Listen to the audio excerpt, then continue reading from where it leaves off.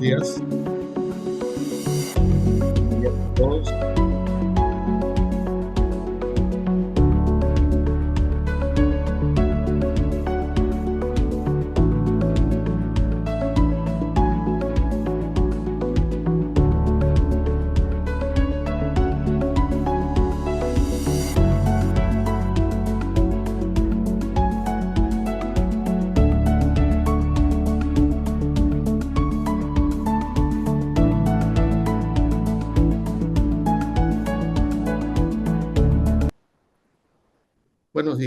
Buenos días con todos. Gracias por estar con nosotros. Siguiendo con las sesiones académicas por la Semana de la Medicina en Clínica Internacional, queremos dar la bienvenida al doctor Alfredo Guerreros, nuestro director médico corporativo, para la apertura del día de hoy. Hola, buenos días con todos. Muy grato para mí poder eh, participar el día de hoy en las ponencias que estamos realizando como parte de la Semana de la Medicina, con la que hemos puesto muchísimo foco en la innovación y en el desarrollo de nuevas tecnologías. Muy agradecido a la doctora Ximena Elvira, que es una experta en los temas de inteligencia artificial que están hoy día en pleno desarrollo respecto a temas de salud. La doctora nos va a acompañar pronto acá en Lima, así que le hago la propaganda para que puedan ir a escuchar alguna de sus ponencias próximas en las próximas semanas. Agradecerles porque la participación en estas actividades ha sido muy intensa. Las vamos a culminar el día de hoy en la noche con una nueva presentación en robótica ginecológica con nuestro prócer, el doctor Escalante. Así que nada, estoy seguro de que va a ser de muchísima utilidad la presentación de hoy. Así que los dejo con el doctor Oye y la doctora Elvira. Muchas gracias. Muchas gracias, doctor Guerreros. El tema de hoy va a ser decisiones clínicas e inteligencia artificial para diagnósticos en medicina. Es un tema muy interesante, muy de actualidad, que seguro nos va a servir mucho para poder comprender, analizar y poder sacar provecho de esta herramienta tan interesante. Para esto, permítame presentar a la doctora Ximena Elvira. Ella es licenciada en medicina y doctora en neurociencias, con formación académica en Colombia, Estados Unidos y España. Tiene experiencia en medicina clínica, investigación y comunicación científica. Se unió a Elsevier en el año 2012 como experta en representación de conocimientos y ha liderado el lanzamiento de Clinical Key en el mercado hispanohablante. Actualmente gerente clínica y científica para Elsevier Health y dirige el programa de desarrollo de investigación en salud. Con todo este preámbulo, estamos muy seguros que el tema de hoy va a ser muy interesante y nos va a dar muchas pautas para poder seguir avanzando con esta tecnología, que es una herramienta muy útil y es más que todo, más que un temor, es una amiga para el médico. Muchas gracias, doctora Elvira. Muchas gracias a ambos, doctor Guerreros, doctor Oye, por esta oportunidad y bueno, a los que están también detrás coordinando la reunión, a Mayra y a Junior, porque bueno, hacen posible también esta transmisión desde Barcelona, Lima, así que es un placer y voy a empezar a compartir mi pantalla. Y me confirman, creo que sí se ve, sí, de acuerdo. Pues es realmente un tema que apasionante y no deja de arrojar datos y arrojar estudios y sacar a la luz cantidades pues de posibilidades para los clínicos. Entonces, aunque estamos enmarcados dentro de esta jornada de inteligencia artificial y decisiones clínicas, yo quiero resaltar siempre la palabra evidencia, porque al final sin la evidencia, sin los investigadores, sin la investigación de calidad, no tenemos nada, no tenemos datos y no tenemos datos mucho menos confiables. Entonces, perdón, quería empezar con una pregunta retórica, ¿no? ¿A dónde vamos a llegar? Pero sobre todo en este momento, si un algoritmo puede tomar mejores decisiones que un clínico. Bueno, creo que la respuesta de todos siempre será depende del clínico y nos podemos quedar en esa parte. Ciertamente la inteligencia artificial no es nueva, ¿no? Lleva muchísimas décadas en evolución. Esta es una imagen tomada de un documento de un investigador que se llama Bertalan Mesko, que produce bastantes datos o información que es muy útil y muy amigable, yo diría, la forma de entenderla y consumirla. Entonces va mostrando una cronografía, un cronograma de las diferentes Jimena, aprobaciones. Sí, mil disculpe. disculpas, solo que se dejó de compartir la pantalla. Ah, qué curioso. Vale, Sí, ya no perdona, estamos viendo. ya. Ahí sí, sí, Ya no sé está, por qué. ya está. Bueno, perdono. Entonces vuelvo con esta imagen que comentaba, que es tomada de una infografía de un investigador que se llama Bertalan Mesko, que, bueno, es bastante fácil seguirlo y realmente está al día en absolutamente todo lo que tiene que ver con apoyo a la toma de decisiones, clínica y inteligencia artificial. Y en este cronograma ven las diferentes aprobaciones que han tenido hasta 2020, es decir, ya en 5 años ha habido unas 300 más aprobaciones de la FDA de algoritmos, de sistemas o de tecnologías que apoyan a los clínicos de alguna manera u otra. La primera aprobación se hizo en 2016 y en esta fuente abajo tienen la información también. Por si quieren sacar un screenshot, pues tienen más información como la fecha, el producto que se aprobó o la tecnología que se aprobó, después el área donde impacta más, si es cardiología, oncología, y así también nos hacemos una idea de cuáles son las áreas que más se han beneficiado por el momento de la tecnología basada en inteligencia artificial, por ejemplo, radiología es una de las principales, cardiología y oncología diría yo que también le siguen de cerca. Entonces, todo lo que tiene que ver con imágenes va a beneficiarse mucho.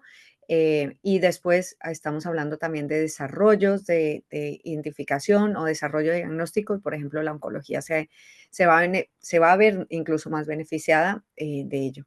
Pero ciertamente esta es la idea, es que no es nueva y de hecho también en este artículo que es un poco más reciente, 2024, vemos de nuevo ese cronograma en una forma diferente, donde tenemos la aprobación de los dispositivos basados en la inteligencia artificial entre 1995 y 2023, perdón, y pues pueden ver ustedes el crecimiento tan abismal y tan significativo que ha tenido, sobre todo a partir del 2017, que como veremos es una fecha, un hito en la inteligencia artificial.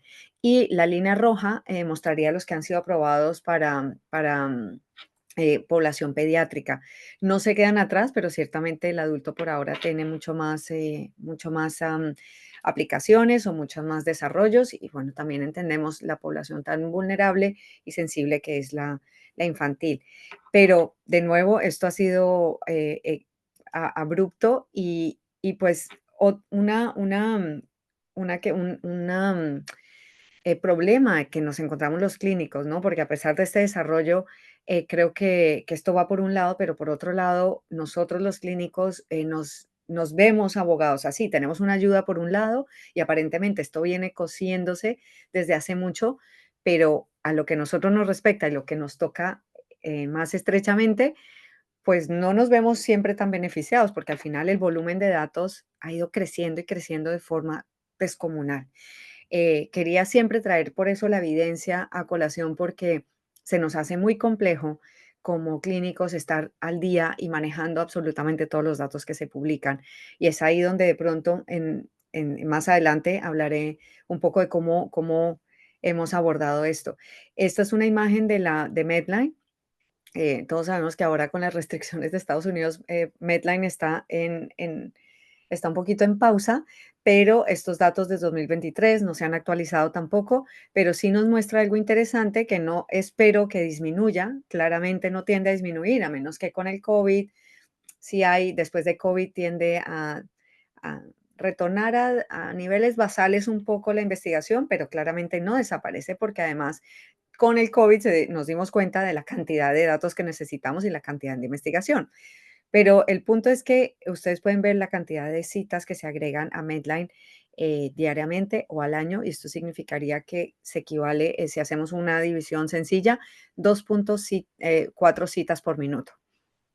increíble. Claramente no estoy hablando solo de datos clínicos o aplicables al paciente, pero haciendo una búsqueda relativamente sencilla con palabras clave, utilizando las palabras metaanálisis y revisión sistemática, vemos también la explosión de datos que ha habido o de ese tipo de documentos que son los que se trasladan con más facilidad a las decisiones clínicas.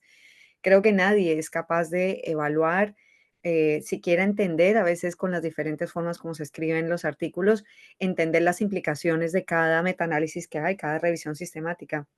Y esto claramente genera una sobrecarga cognitiva clínica que ni siquiera estamos preparados para manejar. Yo diría que biológicamente. Y a esto le podemos sumar incluso, o le sumaríamos los datos que están generándose dentro de los propios hospitales y sistemas, dentro de los hospitales. Y esto es solo una imagen de los datos que se acumulan, porque también están los wearables, Internet of Things, los datos de la historia clínica electrónica. Así que el volumen de datos, esto es de un estudio, bueno, no es un estudio, es una página porque realmente estudios, yo creo que es incluso difícil sacar estudios científicamente sólidos para evaluar el actual, hacer un estudio transversal y ciertamente menos a futuro porque las cosas han cambiado muy rápidamente. Pero con esta proyección se estimó que en el 2020 pasaríamos de 153 exabytes a 2.314 exabytes, solo en un aspecto que es la salud. Bueno, a esto ya le podemos sumar, no sé si en este punto estaba incluido la genética, porque ya datos genéticos también están sumándose a ese volumen de datos, pero ustedes imaginarán lo difícil que es para cualquier clínico que está al día en su consulta, que además tiene que estar al día de la información que sale, que además creerle, además no pensar que son datos falsos, que que va a haber una retracción, pues se hace bastante complicado. Entonces, esto ya es un problema y está siendo un problema. Nuestros cerebros, efectivamente, y nuestras vidas, ¿no? No solo el cerebro biológicamente, sino nuestro cerebro realmente no está capacitado dentro de un entorno tan complejo como es la salud a manejar toda esta sobrecarga. Entonces tenemos muchas situaciones que han ido empeorando el panorama o haciéndolo más complejo, como la complejidad terapéutica en cuanto a posibilidades terapéuticas, ¿no? Dianas terapéuticas se han aumentado, se han descubierto, entonces ahora son combinaciones de fármacos, fármacos que antes se utilizaban, bueno, ya ni hablo de los GLP-1 que han ahora explotado en cuanto a funciones y ya casi cualquier persona que tose le dan un inhibidor GLP-1 porque también se ha descubierto que tiene propiedades antitusivas, o sea, vamos de locos, no es verdad, me lo estoy inventando, pero es de locos, ¿no? Es de locos como pues la aspirina, son ejemplos fáciles, ¿no? De algo que era analgésico, como termina siendo antiagregante plaquetario. Entonces, y esto es producción de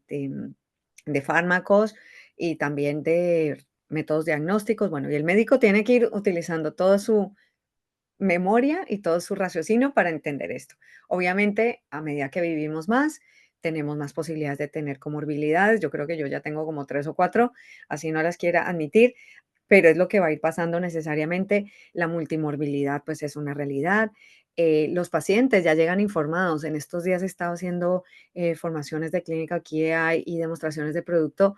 Y ayer justo surgió una pregunta del grupo de gastroenterología que nos decían que los pacientes llegaban con información que el omeprazol o los inhibidores de la bomba de protones estaban asociados con demencia. Y el clínico tiene que saber responder a eso, decir, no, mira, los estudios no están realmente sustentados, se han hecho en estudios de poblaciones muy bajas, no ha habido o estudios de cohorte, retrospectivo, y tiene que poder tener esas respuestas. Los pacientes vienen más informados. Eso también es una realidad. Tenemos más datos de la historia clínica, como vimos, y tienen menos tiempo los clínicos, tienen limitaciones de infraestructura en muchos sitios, de recursos, no hay tantos médicos para pacientes, tantos enfermeros para pacientes. Estamos realmente ante un punto de inflexión en que hay muchos pacientes para pocos expertos. Entonces, a veces se toman, como digo, la justicia por sus manos y llegan con información errada o información que es cierta y el clínico tiene que validar. Es decir, es una situación compleja y claramente nuestra capacidad mental pues es la que tiene más nuestras vidas personales que suman, ¿no? Pero a todo esto es donde la necesidad de síntesis ante esa exceso y la capacidad limitada de síntesis que tenemos, hay una necesidad de síntesis. Y aquí llega esta maravillosa tecnología que son los lenguajes de gran tamaño, Large Language Models, y los sistemas de inteligencia artificial generativa que han cambiado el mundo básicamente y la forma como vemos la información y cómo la entendemos. Entonces son capaces de sintetizar volúmenes ingentes de información, extraer datos de una forma que nosotros lo entendemos sin centrarnos o sesgarnos por palabras clave, por ejemplo, que tenían los vocabularios controlados, y aparte integrar. Y entre más avanza la información, pues más piensan como nosotros, para bien o para mal. Eso ya no lo sabemos todavía, es difícil anticipar ese futuro, pero pueden operacionalizar la medicina basada en la evidencia para la práctica diaria. Y claro, esto es favorecedor en entornos de alta presión asistencial. Obviamente, después veremos los riesgos que podría conllevar, pues, no utilizar las herramientas que son responsables.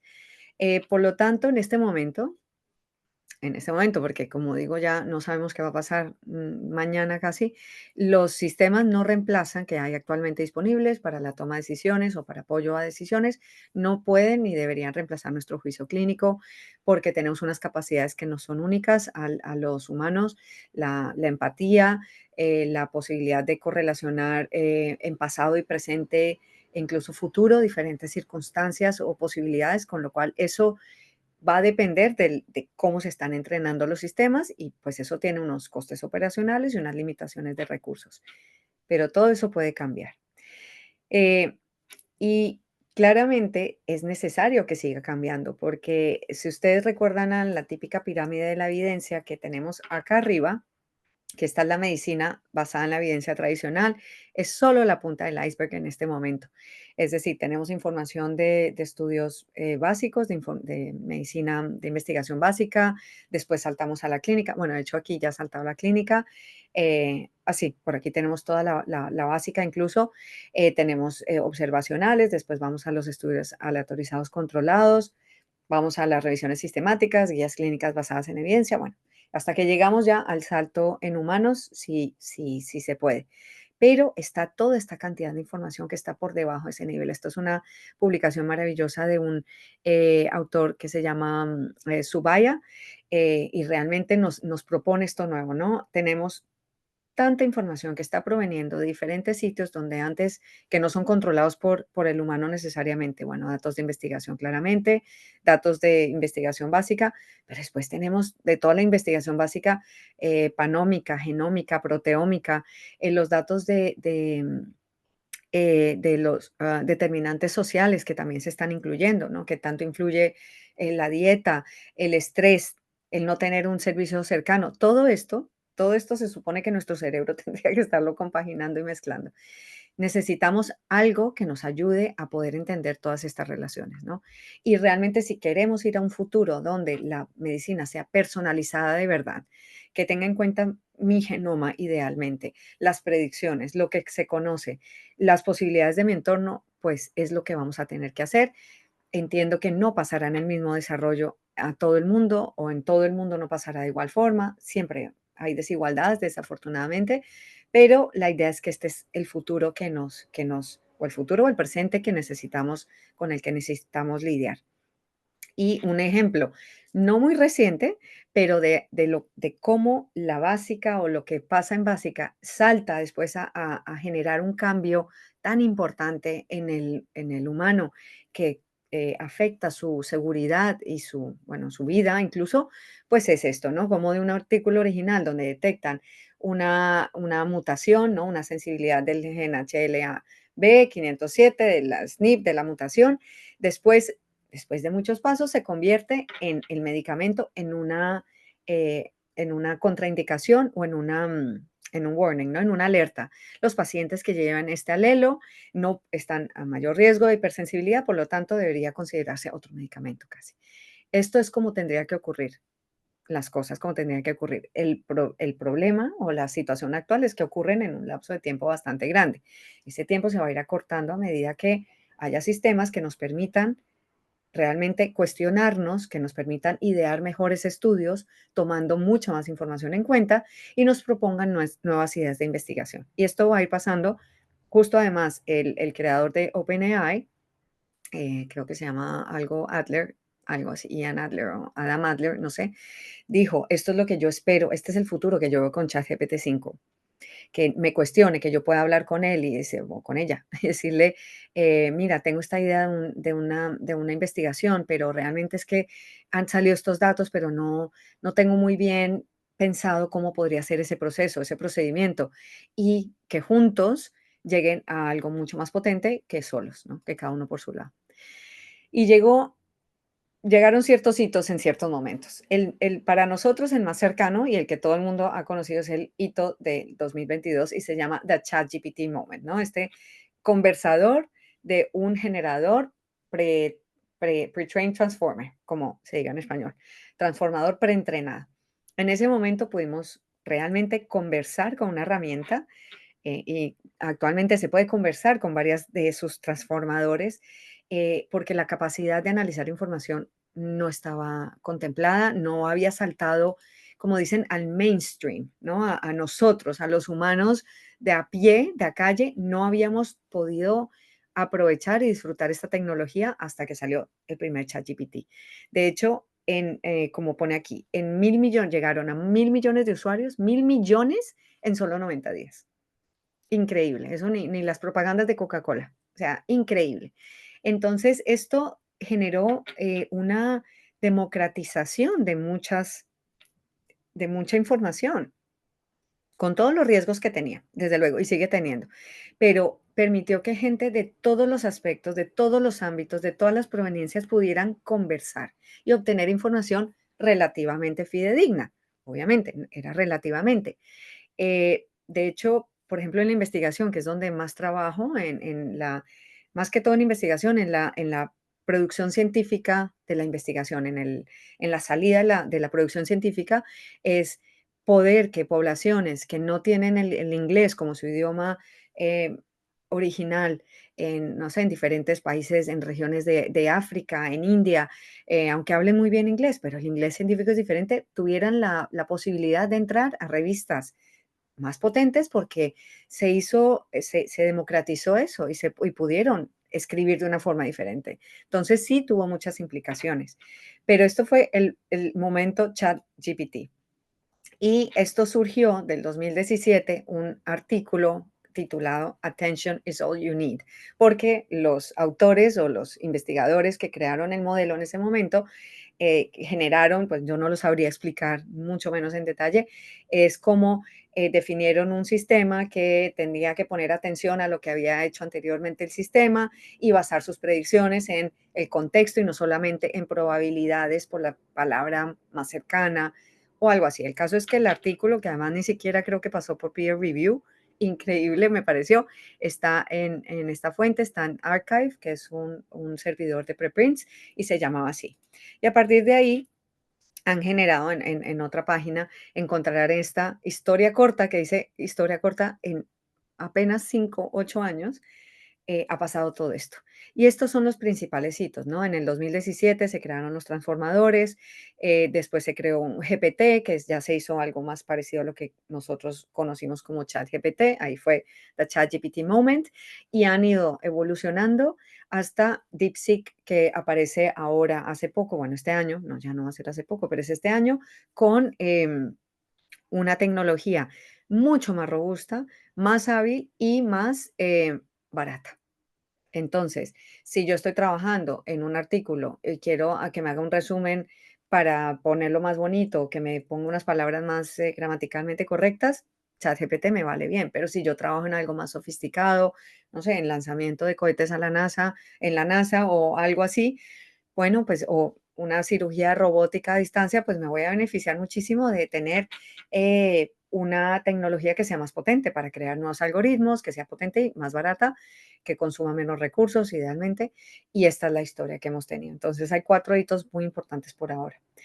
Y brevemente solo quería mostrar esta gráfica que para mí fue muy útil entender que ya les había comentado, los sistemas de inteligencia artificial claramente no son recientes, pero todos tienen su lugar, ¿no? Entonces tenemos la inteligencia artificial que le llamamos así a todo, pero es la sombrilla que cubre todos los sistemas que vienen dentro y se van haciendo más sofisticados y más parecidos a nosotros, a cómo pensamos los humanos y no tenemos un pensamiento necesariamente ay, casi que no puedo, lineal. De hecho, nuestra corteza cerebral tiene, oye, ahora digo una burrada, según Cajal, y según yo interpretando a Cajal, pues tiene creo que 6 capas o 5 capas de neuronas, que debería yo saberlo, ya se me olvidó. Es decir, hay una constante comunicación entre los diferentes niveles corticales y ya ni digo con el resto de los ganglios y núcleos que hay en el cerebro, ¿no? El tálamo, y después todo lo que pasa en las cortezas asociativas, etcétera. Entonces, así es como esperamos que funcione eventualmente la tecnología basada en inteligencia artificial. El deep learning se asocia bastante más a ello y en el centro, en lo más íntimo, digamos, de la inteligencia artificial, encontramos lo que conocemos ahora como los inteligencia artificial generativa y los sistemas de grandes datos o datos grandes, los large language models, y ustedes conocerán muchos, Gemini, Perplexity, ChatGPT obviamente, Claude, Copilot, y hay salido más, ¿no? Han salido más herramientas para investigación, netamente, Consensus, por ejemplo, Licit, así, van saliendo herramientas para usos específicos. Y de hecho, yo creo que hacia allí va, eso es uno de las ventajas de DeepSeek, que nunca lo he usado, pero es que él delega las preguntas a expertos artificiales, obviamente, específicos. Entonces, no tiene que consumir tantos recursos porque no manda la pregunta, si yo quiero hacer una receta novedosa de cocina, no la va a mandar a todo el corpus de información ni a toda la tecnología, sino dice, pues estos son los expertos en cocina y entonces manda a diferentes núcleos o sectores, por decir así. Pero esto es como se entiende ahora, como está ocurriendo la inteligencia artificial dentro de ella, entonces estaría esto, está en lo más, el núcleo, dentro, lo más sofisticado estaría el ChatGPT y las otras herramientas semejantes. Entonces, con estos momentos que les he contado anteriormente, se creó la tormenta perfecta para que los clínicos también dijeran, oye, yo también quiero hacer parte de este desarrollo tecnológico y quiero aprovecharme. O sea, tengo una carga ingente de datos. O sea, tengo que estar revisando la última revista, ya no solo la última revista, sino ir al último congreso, tengo que estar oyendo el último podcast, o sea, ingente de datos más nuestra propia limitación humana en cuanto a tiempo, biología, ganas, espíritu, y que supera pues el análisis de procesamiento. Después, que existe una tecnología que surgió y que se adoptó inmediatamente, ya ven en 90 días, se adoptó sin cuestionar absolutamente nada, ¿no? Aquí no hubo ni quién lo hizo, ni cómo lo hizo, ni dónde lo hicieron, ni a quién se lo pidieron. Nada, esto se adoptó todos con ganas, es decir, que estaba preparado ya el momento. Y por último, pues que se quiere cada vez o se requerirá o se estaba requiriendo ya unas herramientas que claramente fueran más confiables. Bueno, esta imagen que hace cosas cada vez más bonitas, pero quiero darle su justo copyright, su justa mención. Entonces, esto generó momento ideal para la tormenta perfecta para la adopción en nosotros los clínicos. Entonces, hay unos datos que nosotros recopilamos. En el Elsevier se hace una investigación periódica que se llama Clinician of the Future, que encuesta o envía una encuesta a, en este caso, pues 2.200 facultativos más o menos, entre médicos y enfermería, y hace unas preguntas muy grandes, pues muchas, perdón. Y entonces voy a mostrar solo los datos para no aburrirlos mucho porque yo sé que digo muchos datos, pero bueno, si tienen preguntas ya saben que las pueden hacer y después conversaremos un poquito con el doctor Oye. Pues este es importante, que en comparación al año anterior, casi se dobló el uso de inteligencia artificial por proveedores de la salud. Sin haber necesariamente, y no estamos hablando de plataformas ni de lo que ha aprobado la FDA, no estamos hablando de medical devices, que son los que mostré al principio, que es un dispositivo médico que tiene que pasar por entidades reguladoras, la FDA, o Agencia Europea de Medicamento, las que haya en el país. Esto tiene que ser esto es lo que está en abierto. Y esa adopción fue casi el doble, sin consultar de nuevo si era fidedigno, veraz, legítimo, seguro, nada. Esto fue realmente explosivo. Y aún más el uso frecuente, o sea, ya no solo el uso, quienes utilizan, usted utiliza en su vida diaria, en dónde lo utiliza, sino el uso frecuente, pasó de 8% a 50%. Entonces, de nuevo, esto no fue una adopción gradual que uno ve en una escala de graduación, en una gráfica, sino fue realmente explosiva. También tienen el documento aquí y lo pueden acceder en cualquier momento. Y para traer una imagen así que me gusta mucho, porque este es un artículo relativamente reciente, del 2023, parece mentira, pero eso ya ni siquiera es tan reciente, pero me gustó cómo dividieron los usos de inteligencia artificial por el potencial que tienen para cambiar, por ejemplo, o para impactar en el cuidado del paciente, en la educación, en la investigación. Yo creo que no vale la pena entrar aquí porque estas son citas además que he ido complementando de lo que dice NICE, por ejemplo, que tiene que ir actualizando también sus guías y la FDA con respecto a los datos que van saliendo de la inteligencia artificial.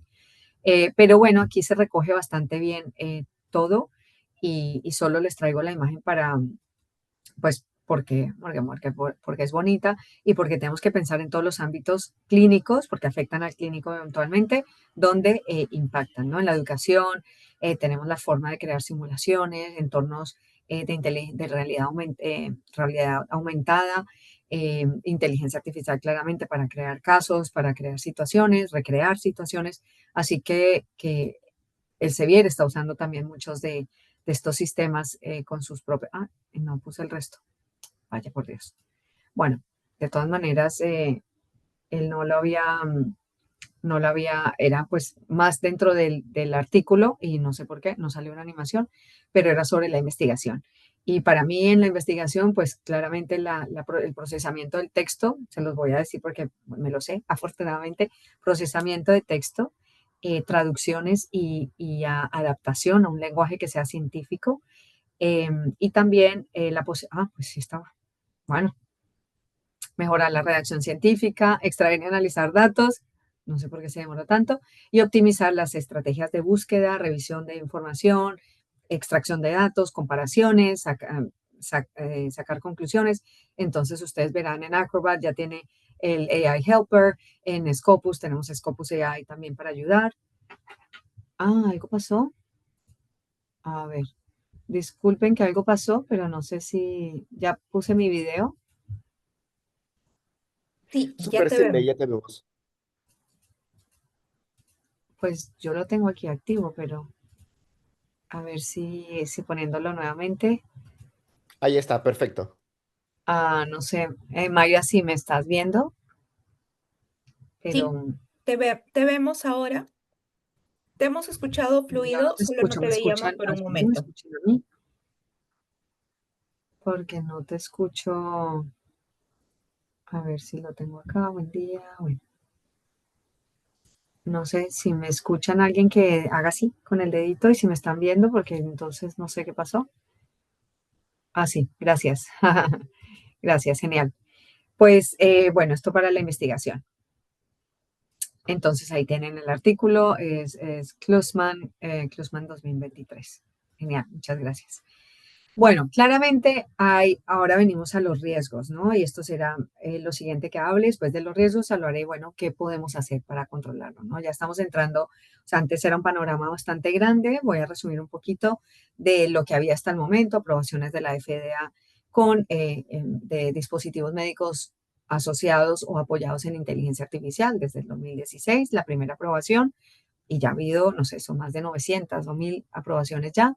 Después entramos más en el campo de la inteligencia artificial generativa, lo que significó el disponer de una herramienta como ChatGPT, el ChatGPT Moment, pero a nivel indiscriminado y sin ninguna especialización, sin ninguna especialidad, ni ningún control realmente, sino del volumen o la fuente de la información que se le administraba o que se le proporcionaba, y ya va a ir mejorando en tecnología, en precisión y en capacidad de análisis y de interpretación.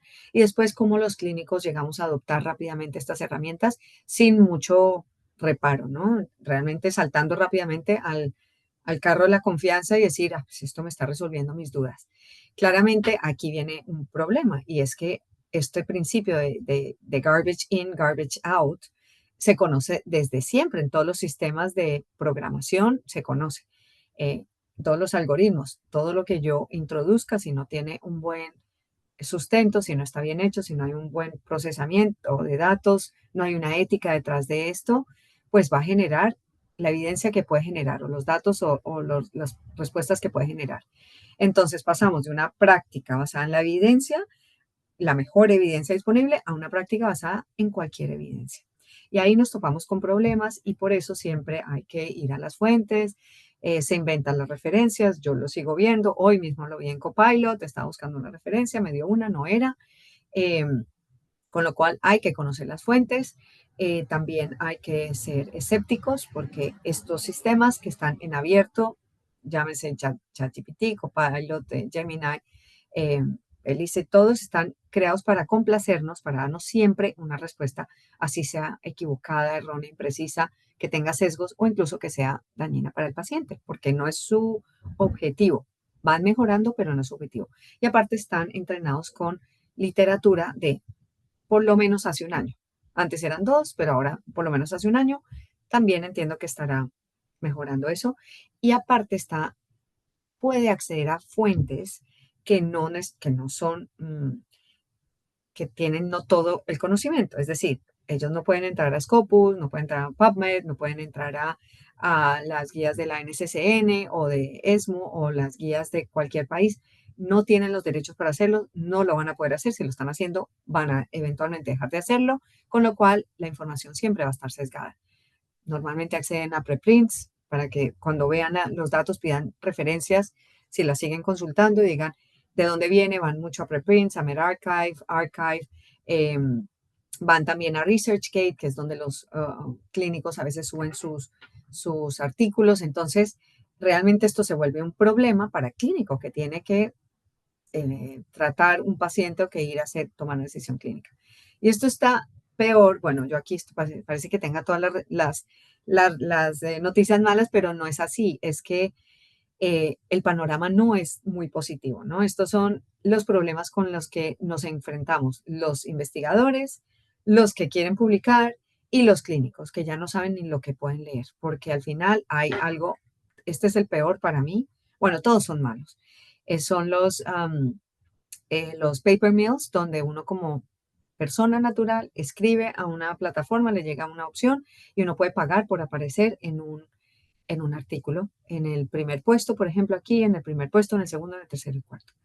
De hecho, si ustedes entran a una página que se llama, es que no la puse aquí, está aquí atrás, Retraction Watch, que es alucinante, les dirá, o sea, revistas que llevan más de 20 retracciones, hay un montón, antes eran, no sé, antes creo que eran el 5% y ahora ya son el 30% de las revistas que tienen más de 20 retracciones o un 30% de revistas acumulan más de 20 retracciones. Hay revistas enteras que han hecho retracciones de 1000 artículos, es decir, porque detectan autores que serían capaces que escribieran pues 300 artículos en 2 semanas y estos son los paper mills. Entonces hay mucha información de esto. Tenemos también las revistas depredadoras que nosotros decimos no queremos pagar en una revista que es muy cara, pues nos vamos a una que cobra poco. Hay que ser muy vigilante y saber. También hay revistas que han sido secuestradas y son idénticas a la original, pero uno entra en ella, paga en ella y su artículo nunca apareció ni nunca salió porque no están indexadas. Es decir, estamos plagados de problemas contra los que tenemos que ir sorteando como clínicos y para esto también tenemos que tener ayuda de la inteligencia artificial porque no vamos a saber. Entonces, la IA se equivoca, efectivamente, los sistemas, los LLM se equivocan, son como nosotros nos equivocamos. Entonces, por eso, datos que son falsos, aquí como paper mills, un ejemplo de los paper mills, si son de baja calidad, pues van a extraer resultados de baja calidad y aparte, todo lo que se ha incluido va a incluir los problemas que tenía de base, ¿no? Es decir, reflejaría esos problemas. Si tienen problemas de sesgo, de poblaciones que no están equitativas, que se hicieron imprecisiones en los cálculos, todo ello va a generar esta bola de nieve que va a terminar en nuestras decisiones clínicas o incluso nuestras guías y documentos del Hospital de Práctica Clínica. Y a esto se le suma las limitaciones técnicas importantes que deben ser conocidas por ustedes. Sabemos que hay alucinaciones, entonces debemos protegernos, referenciar, pedir referencias y constatarlas.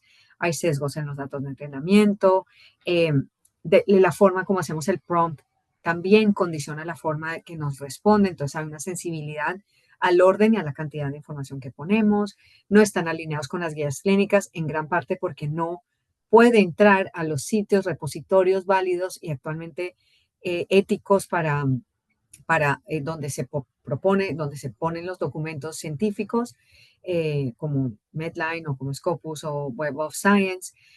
Hay un black box a la hora de determinar qué alimenta estos sistemas, cómo han sido entrenados, y tampoco sabemos qué hacen con los datos. Si uno piensa que las herramientas son gratuitas, hay un dicho de una amiga muy cierto que dice, gratis ni un pisotón. Nada es gratis y alguien termina pagando por esto. Esos datos pueden ser vendidos a empresas de terceros y eventualmente hacer con ellos diferentes cosas o aproximarse a ustedes y decir, veo que usted ha estado recomendando mucho esto, le tengo esta opción, llegará el día que pase eso. No sabemos en este momento a quiénes, pero uno firma una cláusula que dice, sí, mis datos pueden ser compartidos con terceros. Así que mucho, mucho cuidado. De hecho, esto salió hace poco, una noticia que dice que ChatGPT no fue capaz de identificar artículos retractados, que eso es una de las grandes situaciones que tiene la salud. Por eso a mí me gusta mucho la documentación terciaria que proviene ya sea de libros o de revisiones sistemáticas o metaanálisis, porque en general pues intentan analizar la información desde otro punto de vista y a veces es información mucho más consolidada, como la de los libros. De un artículo original se puede retractar efectivamente a los 2, 3 años o a la semana, cada vez son más rápidos, pero no fue capaz de detectarlo. Entonces esto se vuelve obviamente un problema para ustedes. Aquí está la fuente original, está publicado por Wiley, es un abierto en Open Access y esta fue la noticia que salió en las noticias sobre este artículo.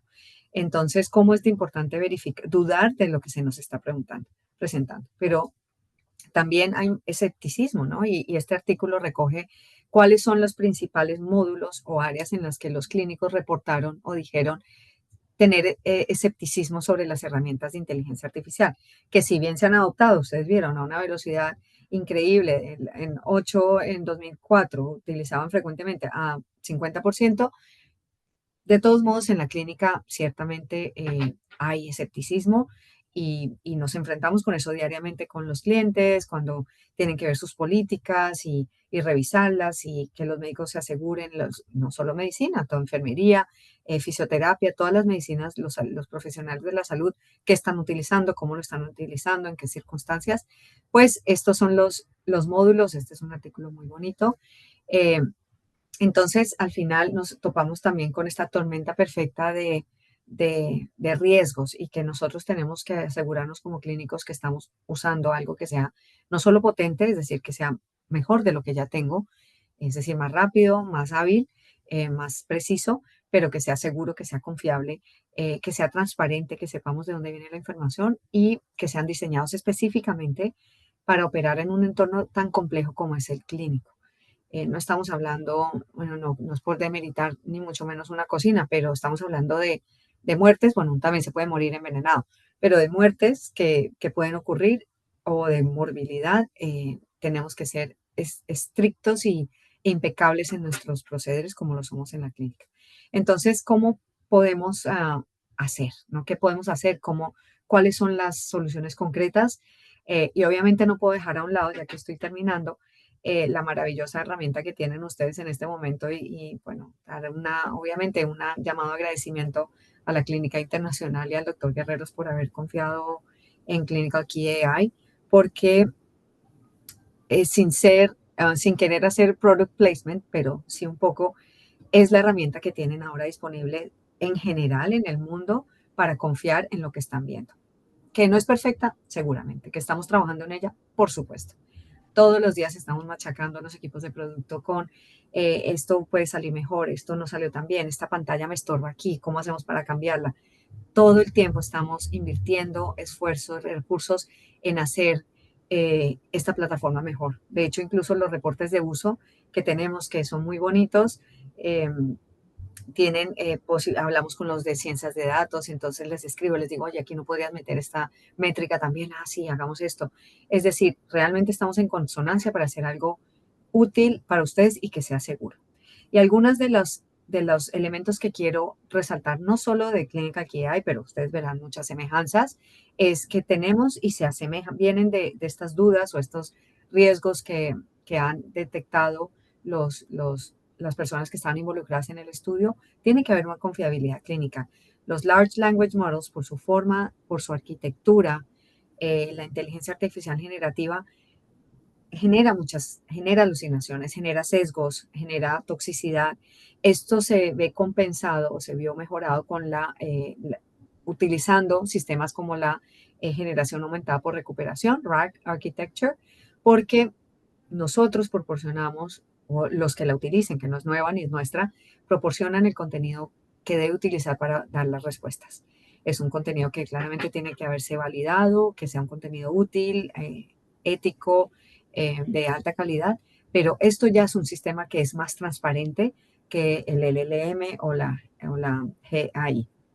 Utiliza un Large Language Model para generar respuestas, pero claramente es un sistema que nosotros podemos verificar en los diferentes pasos y trazar dónde hubo el problema y realmente poder llegar a corregirlo. O sea, son un white box o glass box versus el black box que teníamos antes. Conocemos el contenido que va incluido. Deberíamos saber con qué contenido está siendo entrenado en los sistemas y qué contenido está utilizando para dar sus respuestas. Si utiliza RAG, entonces tendríamos que saber cuáles son esos contenidos. Vienen de libros, vienen de revistas, vienen de metaanálisis, vienen de preprints. Tendríamos que poder preguntar y saber. Tiene que haber transparencia en el sistema.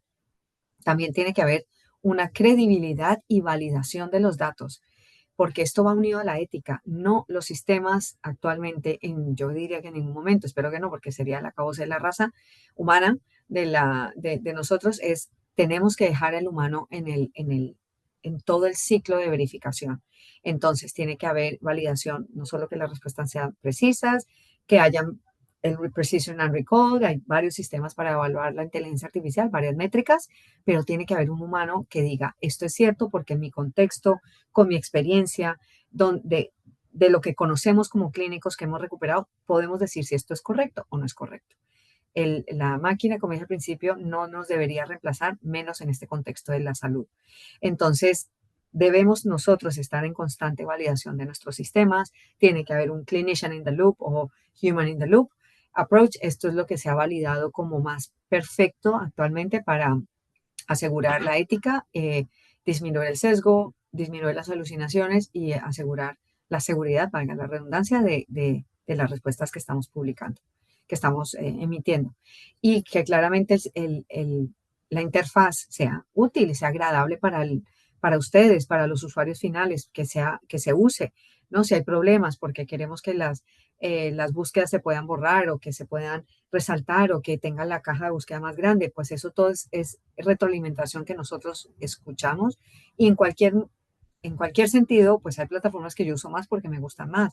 Me parece que son más limpias, que tienen menos distractores. Entonces, el diseño tiene que estar centrado en el usuario final y tiene que evolucionar de acuerdo a ello, ¿no?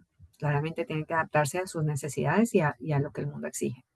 Y bueno, quería terminar con esta cita que esto es una foto que saqué, esta no está hecha por inteligencia artificial, aunque pareciera, ¿no? Pero es que era un cartel, era como un avisito colgado, si ven aquí el ganchito, yo apuntando a la pantalla, el ganchito, lo vi en una biblioteca en Melbourne y pensé, ¿cómo se asemeja esto a las herramientas que yo estoy usando de apoyo a la toma de decisiones, pues Clinical Key, ¿no? Digo, efectivamente, es como si me escuchara, yo le doy una información, quiere entender lo que yo le quiero decir, con lo cual le debo proporcionar la información suficiente para poderme entender y me va a ayudar a hacer mejores decisiones. Ellos se referían a los bibliotecarios, que es verdad, que eso es lo que quieren hacer con nosotros también, pero si no tenemos ese apoyo valiosísimo, pues bueno, tenemos que recurrir a una inteligencia artificial que nos escuche, nos entienda y nos arroje algo en lo que podamos confiar. Y este doctor que de varias entrevistas, el doctor Guerreros también nos hizo una, pues es como tener un grupo de expertos detrás y nos está diciendo, pues nosotros haríamos esto, ahora usted qué quiere hacer. Así que yo creo que es un apoyo más, que es un apoyo experto y que tenemos, como dijo el doctor, oye, es amigarnos porque va a seguir cambiando, va a seguir llegando y va a seguir estando. Realmente lo que tenemos que hacer es entrenarnos mejor cada vez porque a cómo utilizarlo, porque esto va a ir solo en aumento. Y ya con esto termino y bueno, obviamente una pregunta que dejo inspiracional y aspiracional, pero pues estoy abierta a preguntas y a los comentarios de todos. Y Muchas muchísimas gracias. gracias por escuchar. Muchas gracias, doctora Elvira. Excelente su presentación. Nos ha aclarado bastante las cosas, lo que tenemos y lo que Ay, viene en no el estaba futuro. escuchando, doctor. Y sobre todo los cuidados que hay que tener con la inteligencia artificial. Sobre las bondades, aparte de la que ya mencionó, un sistema de salud como el nuestro, un poco complicado, Mm, es importante esta herramienta en el punto de vista de la accesibilidad. sí. Tenemos regiones donde el sistema de salud no está tan desarrollado y tenemos una población que necesita también de la atención. Mm, Y no solo la accesibilidad hacia los colegas o a los trabajadores de salud, sino también ver la oportunidad de poder tener herramientas que les ayude a la distancia, ¿no? Para mm, tener conocimiento y resolver porque las especialidades mm, también hay deficiencias de especialistas en varias regiones. Entonces, sí. es algo también muy positivo de esta herramienta. Y un comentario que me agradó mucho hace unos días fue que la inteligencia artificial es como el estetoscopio, ¿no? Que tenemos, el personal de salud, pero para Qué eso, bonito. pero para eso tenemos que tener la capacidad, el conocimiento para poder usarlo de la mejor manera, ¿no? Y sacar provecho de esta herramienta. Y al final, como dije al inicio, no hay que tener temor porque al final el éxito va a ser un sistema híbrido en realidad, ¿no? La inteligencia artificial y nosotros. Lo importante también de la inteligencia artificial son los datos, la data. Ahí lo importante también de que cada región, por ejemplo nosotros, tengamos mayor capacidad de investigación. Mm, Que los datos nuestros no necesariamente va a ser el globalizado. Entonces, es importante también tener nuestros propios datos, ¿no? Entonces, mm. en esa parte también Clínica Internacional está poniendo bastante énfasis en la capacidad de investigar. Entonces, de esa manera queremos también aportar un poco en el desarrollo. No sé si hubieran algunas preguntas o comentarios sobre el tema de hoy, pero muchas gracias, doctora. Ha sido muy enriquecedor estar con usted esta mañana. Doctor, oye, en el chat tenemos algunas precisiones y unas preguntas. Ujú. Ya, la doctora Lidia Suárez dice, al principio Gillo nos advierte que si usamos datos o evidencias desactualizadas, obtenemos conclusiones erróneas. En salud, la calidad de la decisión depende de la calidad de la información. Por eso es clave usar fuentes confiables y actualizadas. Y el doctor Alfredo Guerreros nos hace una consulta. ¿Cómo anticipa que impactará los temas regulatorios la inteligencia artificial? Am, bueno, sobre la primera, de acuerdísimo. Y ahí cuando decimos de confiables, pues tenemos también que saber y acordarnos que hay herramientas que nos ayudan a evaluar críticamente la literatura, que no estamos solos, que también la inteligencia artificial nos ayuda, pero existen algunos listas de verificación y como CASP, por ejemplo, que tiene y JBI, el Joanna Briggs Institute, porque tendríamos que habituarnos más a evaluar críticamente la literatura, ¿no? La P significativa no es suficiente, hay errores en diseños metodológicos, cada diseño tiene sus propias limitaciones, con lo cual desde luego hay que utilizarlas y utilizarlas en el momento que se necesita. Y al doctor Guerreros le diría que tiene que ir más rápido, porque lo que nos encontramos es que las políticas, es tan complejo el sistema, lo que estamos intentando en donde estamos intentando entrar, que es la salud, que vamos relegados de la política. Entonces, a veces se impide que llegue a todos porque tenemos miedo y tenemos aprensión y no conocemos bien todo lo que incluye o lo poco que incluye, ¿no? Entonces, al final, es entrenar muy bien a nuestros personales en lo que estamos haciendo, estas jornadas que hacen ustedes, familiarizarnos con la inteligencia artificial, acercándonos a ella, para que esas personas que van a ser los que toman las decisiones también puedan decir, bueno, no es algo a lo que tenemos que o esconder o huir o de lo cual tenemos que esperar, ¿no? Pues como no darle a los hijos el celular muy jóvenes para que no lleguen y lo van a usar igual. Es realmente hacer unas políticas que sean más eficientes y más eficaces porque si los clínicos ya lo están usando, mejor darles nosotros las herramientas, bueno, ustedes los decisores, darles las herramientas adecuadas. Entonces las veo dispares según el país. De hecho, cada país que voy son diferentes, ¿no? En Singapur, en Australia, en Colombia, en España, varían, pero por un lado van los clínicos que la están usando porque saben que les beneficia y por otro lado las políticas. Entonces es como tapar el sol con la mano. Tenemos que ser más ágiles en proporcionar un marco que sea útil y que sea teórico, que sea útil y que sea ágil. Eso. De acuerdo. Hay una pregunta, bueno, dos preguntas más de la doctora Margot Cuba. Nos pregunta cuál es la diferencia entre el Clinical Kit clásico que hemos tenido y ahora el que están utilizando con inteligencia artificial. Y su segunda pregunta es, ¿será posible que en un momento tener un chat GPT médico que base su información en una fuente confiable? Bueno, la primera me encanta esa pregunta porque las dos plataformas son complementarias. Clinical Key clásico, por decir así, o vintage, como le llamo yo de cariño a veces, es la biblioteca médica más grande que puedes disponer en este momento. Médica y enfermería, si tienen la enfermería.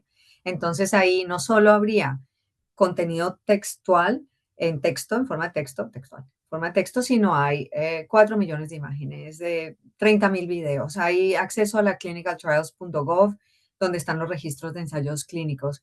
Hay posibilidad de hacer presentaciones en PowerPoint, en guardar contenido. Es decir, es un aliado importantísimo y un apoyo a lo que es Clinical Key AI, que va unida a la segunda pregunta. Esa es la herramienta que ustedes tienen disponible en Clínica Internacional. Es un chat GPT clínico. Está hecho por el Sevier con una asociación que hizo, con bueno, otra palabra, seguro, un acuerdo o se asoció con Open Evidence en su momento, que entrenó su modelo con base en literatura médica, pero nos hemos ido diferenciando por el contenido que le incluimos. Entonces, los detalles están para disposición de ustedes en cualquier momento. Nosotros damos el contenido, es decir, no es solo no es solo el Sevier, no es solo el Sevier, es también, de hecho, en las diapositivas que puse anteriormente, es contenido del Sevier, no del Sevier, o sea, incluimos BMJ, Llama. No quiero entrar en esos detalles, pero este es el chat GPT que tienes a tu disposición para hablar. Esta es la interfaz que es para hablar, para conversar y para obtener datos que están referenciados con literatura médica de calidad. Detecta las retracciones porque le he hecho varias pruebas. Es decir, ¿podemos confiar en la respuesta? Sí. ¿100%? No, nunca, en ninguna. Es inteligencia artificial sin observación humana. La observación humana vendría en unos pasos posteriores donde vigilamos que las respuestas que está dando con un set de preguntas sigan siendo válidas, completas, seguras, que no haya riesgo de lesión para el paciente. Pero inicialmente es el conversador basado en inteligencia artificial que pueden utilizar y lo tienen a su disposición en la Clínica Internacional. Y ya para más detalles podríamos hacer una sesión más adelante. Genial. Tenemos una pregunta más. ¿Es la IA disminuirá el valor del examen médico del paciente? No, pues espero que nunca, no. El anamnesis y el examen físico siguen siendo la piedra angular de una buena práctica médica que se ha visto limitada por el exceso de trabajo, diría yo, por cada vez tenemos menos capacidad para evaluar, tenemos que afinar nuestra percepción, pero la exploración física, si a eso te referías, es indispensable, no llegará a aumentar una realidad como el estetoscopio lo hizo con nuestros oídos y claro, con el ultrasonido o el ecógrafo con nuestra visión y nos ayudará a detectar cosas con mayor sensibilidad y mayor precisión, pero después está además la comunicación médico-paciente. No sé en qué momento llegará que nos sintamos cómodos, que una humanoide o un robot nos llegue a hacer todo lo que nos haría un humano. Entonces, no sigue, pues llegará a reemplazarnos. Eso depende qué tan rápido y ávidamente los humanos nos abracemos esta tecnología también. Yo puedo decir desde un punto de clínico, ojalá no, pero si ¿no? La sociedad está pidiendo a gritos que haya más médicos y no hay más médicos o no hay más enfermeros o fisioterapeutas, pues alguien los tendrá que reemplazar. Y si se sienten cómodos con una tecnología así, o sea, si mi mamá ya se siente cómoda hablando con Alexa, pues no veo por qué no, siempre y cuando haya una vigilancia humana, que todo se haga de acuerdo a lo que conocemos como especie humana. Entonces, el futuro, hace 5 años no sabíamos que iba a pasar esto, así que está abierto a todas las posibilidades, pero a día de hoy, pues no quiero pensarlo, tal vez es la respuesta. Muchas gracias, doctora Elvira. Ha sido un gusto haber contado con usted y de hecho esperamos pronto volverla a tener con nosotros. Se agradece Muchísimas la gracias. participación de todos. Muy interesante el tema. Gracias a Esperemos ustedes, vernos pronto. un abrazo muy grande y bueno, que nos veamos pronto para seguir filosofando con Así es. conocimiento, con filosofía basada en datos. Muy bien, doctora. Gracias y Gracias a todos. aprovecho para invitarlos a la sesión de hoy día, 8 de la noche. Tenemos una nueva actividad en estas sesiones académicas. Los esperamos. Gracias.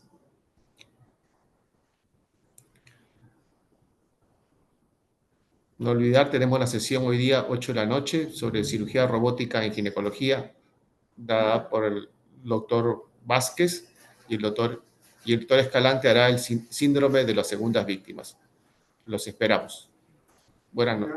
Nos vemos.